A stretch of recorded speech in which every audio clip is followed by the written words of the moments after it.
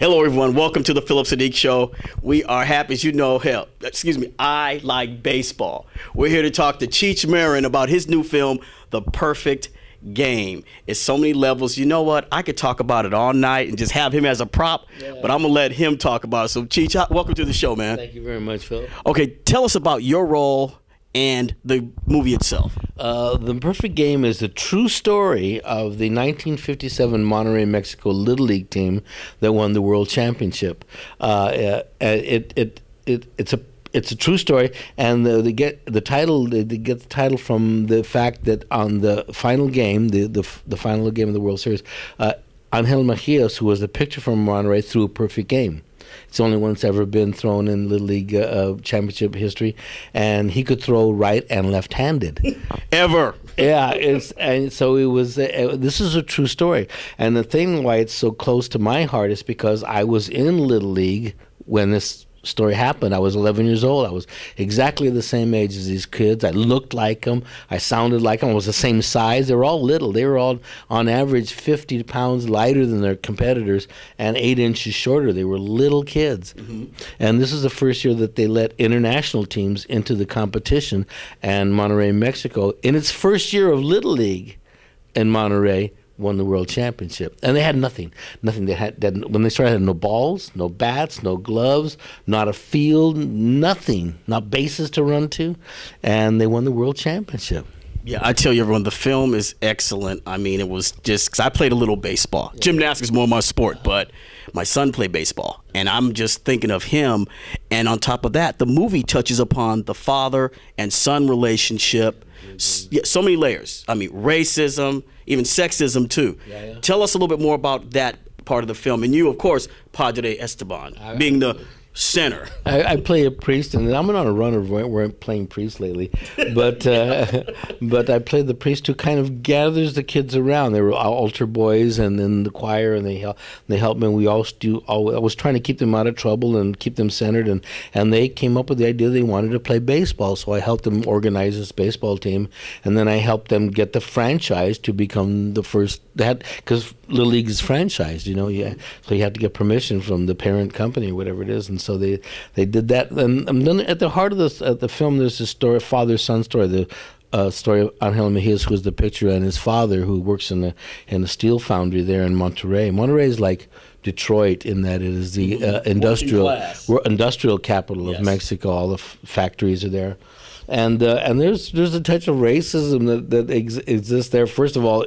the whole team as a whole was like, you know, treated like, who are these little brown kids coming over, and they don't have any shoes, or they only have the clothes. One pair of underwear. And there's a really great scene in there where they're in the playoffs, and they're in Texas, and I think the team from Texas is from someplace else in the South.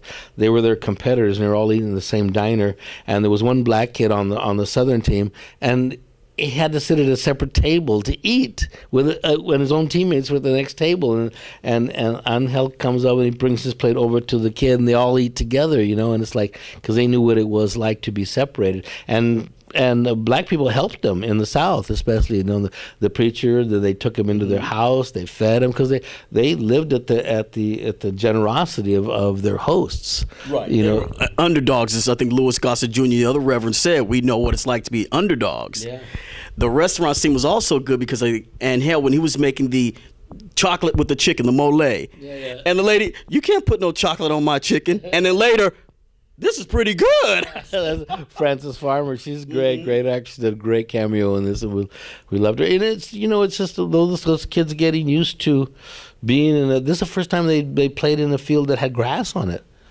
You know, when they come to the field and they can't believe it, they're just rolling around it. It's like they're like a park, you know, like Elysian Fields, and they were just, you know, overwhelmed by this whole experience, but not overwhelmed to the extent that they couldn't play.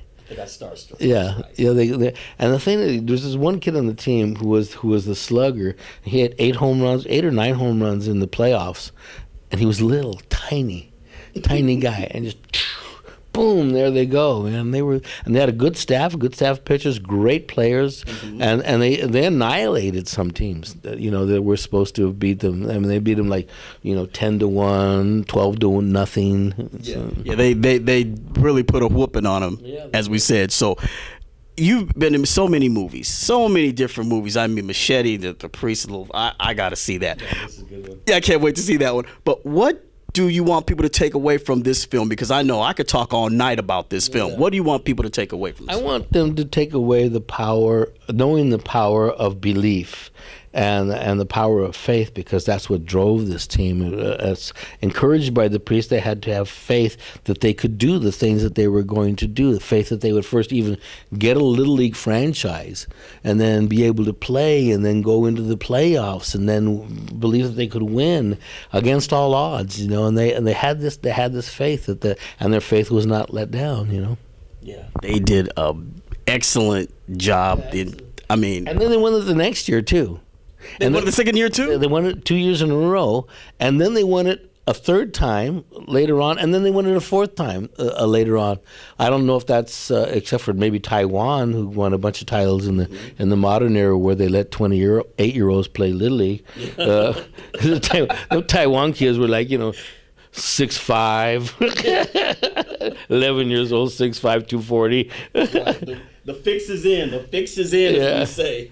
Well, they had all those, they had to check on their birth certificates, and a lot of those kids weren't. But, there was no doubt that these kids were that age. They looked 9, when Also, personally, you have a lot of Chicano art. Yes, I do. Right. Like to tell everyone a little bit Oh, about yeah. I'm a big collector of Chicano art. I've been collecting for probably close to 25 years now, and it's something I discovered. These group of artists who came out of the late 60s, early 70s in Los Angeles, San Francisco, San Antonio, and they were expressing the experience of being Mexican-American or Chicano in the United States, and their paintings told that story from a myriad of different viewpoints. But the thing that made them great artists is that they were great painters. I mean, whatever their subject matter was, technically they were really good. It's being like a great musician.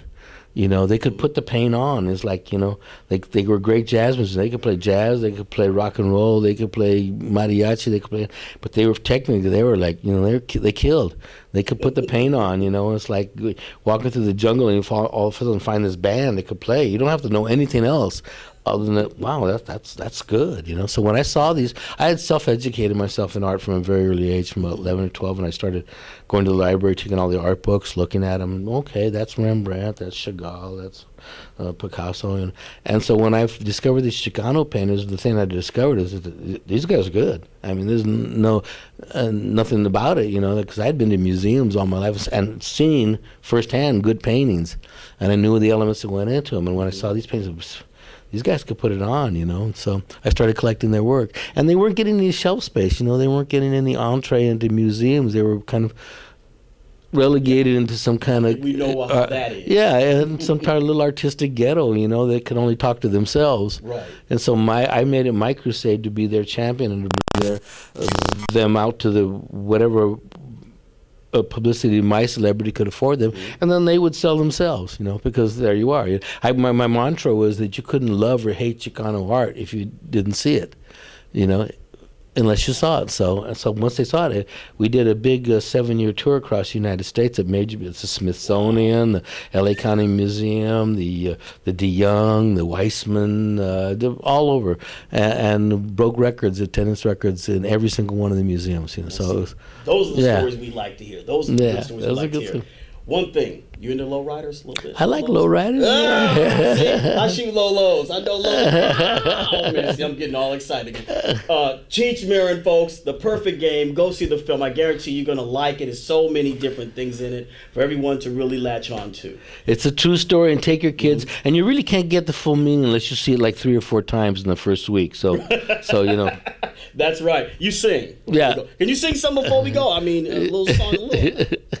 Am I asking for too much? I'm just singing a bit. Usted es la culpable de todas mis angustias y todos mis quebrantos. Usted llenó mi vida de dulces inquietudes y amargos desencantos. Whatever he said, muy buenos dias. Muy buenos dias. Garcia. Cheech, man, thanks a lot.